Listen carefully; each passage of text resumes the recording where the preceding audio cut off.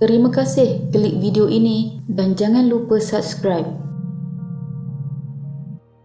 Pada 19 September 2022, seorang anggota tentera telah rebah ketika menjalani latihan ketenteraan iaitu kursus orientasi asas komando. Ketika tidak sedarkan diri itu, mangsa dikejarkan ke hospital bagi mendapatkan rawatan lanjut. Setelah 3 hari mendapatkan rawatan di hospital akibat strok haba serta kegagalan fungsi organ, mangsa Private Muhammad Iman Arba'in disahkan telah meninggal dunia pada usia 23 tahun. Private Muhammad Iman telah dihantar ke Sabah untuk menjalani latihan pada akhir tahun 2021 dan jarang pulang ke kampung bertemu keluarganya. Jenazah mangsa kemudian dibawa pulang ke negeri kelahirannya dan disemadikan bersebelahan dengan pusara ibunya di Felda Keratung 4, Bandar Tun Razak, Pahang. Difahamkan pasukan komando telah menggali kubur mangsa dan menguruskan jenazah hingga ke liang lahat. 3 tera askar dan ramai kawannya dari luar Pahang datang untuk menyempurnakan pengebumiannya. Selain itu, kerana kerinduan yang menebal terhadap arwah ibunya, mangsa yang merupakan anak bongsu dari 3 beradik telah menukar gambar profil di laman sosial miliknya di mana dia meletakkan gambarnya yang masih kecil bersama ibunya. Mangsa juga sering meluahkan rasa kerinduan terhadap ibunya kepada kakaknya Nur Zihan Safira Arba'in. Kakak mangsa mengaku reda dengan pemergian adiknya namun tidak menyangka yang ianya berlaku dengan begitu cepat. Wanita berusia 31 tahun itu memberitahu kali terakhir dia berhubung dengan adiknya itu adalah menerusi panggilan video sehari sebelum insiden rebah berlaku. Kakak mangsa menyifatkan adiknya cukup disenangi ramai, mudah tersenyum, ringan tulang dan suka membantu orang lain terutama yang berada dalam kesusahan. Adiknya juga berkongsi minat yang sama dengan arwah ibu mereka yang suka memasak dan juga sering berkongsi masakan dengan rakan-rakannya. Bagi mereka sekeluarga, mangsa dianggap sebagai pahlawan negara kerana pengakhirannya sehingga ketitisan peluh terakhir dalam menunaikan impiannya untuk menjadi seorang anggota tentera.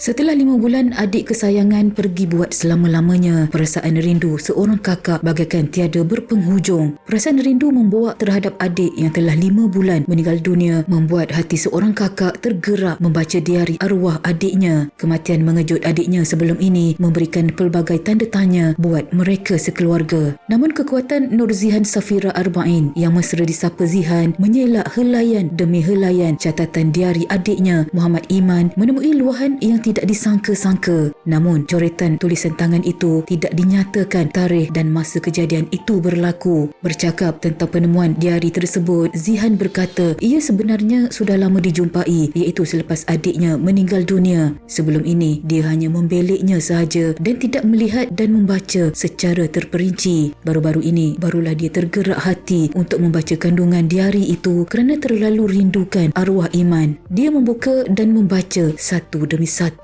muka surat. Kebanyakannya yang ditulis ialah tentang rutin arwah iaitu apa aktiviti yang dia buat. Bagaimanapun dia benar-benar terkejut apabila terbaca satu luahannya pada bahagian tengah. Wanita berusia 31 tahun itu berkata kejadian tersebut mungkin didakwa berlaku pada tahun 2021 ketika arwah menjalani latihan sebelum bergelar rebet. Sebagai kakak, dia tidak dapat menyembunyikan kesedihannya ketika membaca luahan adiknya itu. Dia terbayangkan situasi yang berlaku, terbayangkan yang arwah adiknya memang tidak akan melawan kerana apabila ayah marahkannya, dia juga tidak akan melawan. Berlinang air mata Zihan kerana rasa sedih dan sakit hati. Dia turut menegaskan bahawa luahan di dalam diari tersebut tiada kaitan dengan kematian adiknya. Perkongsian mengenai diari adiknya sekadar untuk memberi kesedaran kepada semua pihak. Kesedaran apabila seseorang jurulatih itu diberikan tanggungjawab, dia seharusnya memikul amanah itu sebaik-baiknya. Setiap latihan kena telus. Kita tidak mahu budaya ragging berlaku dalam mana-mana badan beruniform maupun asrama. Jangan gunakan jawatan untuk menunjukkan diri ada kuasa, menindas orang yang berada di bawah. Jangan melakukan sesuatu yang melampaui batas, katanya dengan nada sebab merindui Allahyarham Iman yang merupakan adik bongsu daripada 3 beradik. Dalam pada itu, Zihan memberitahu dia tidak menyangka kekuatannya untuk membaca diari arwah adiknya turut menemukan luahan persembahan lain yang menyentuh hati. Di dalam diari itu, dia juga menyebut tentang impiannya setelah tamat latihan tetapi tidak kesampaian, seperti mahu menghias dan mengubah suai biliknya sendiri. Ini termasuklah kiraan perbelanjaan untuk beri duit kepada ayah, adik-beradik dan anak-anak saudara. Tapi syukur ada juga pencennya yang ditinggalkan untuk ayah. Zihan juga merancang untuk menyambung hasrat arwah adiknya dengan mengubah suai bilik tidur Allahyarham di rumah bapa mereka di Rawang, Selangor.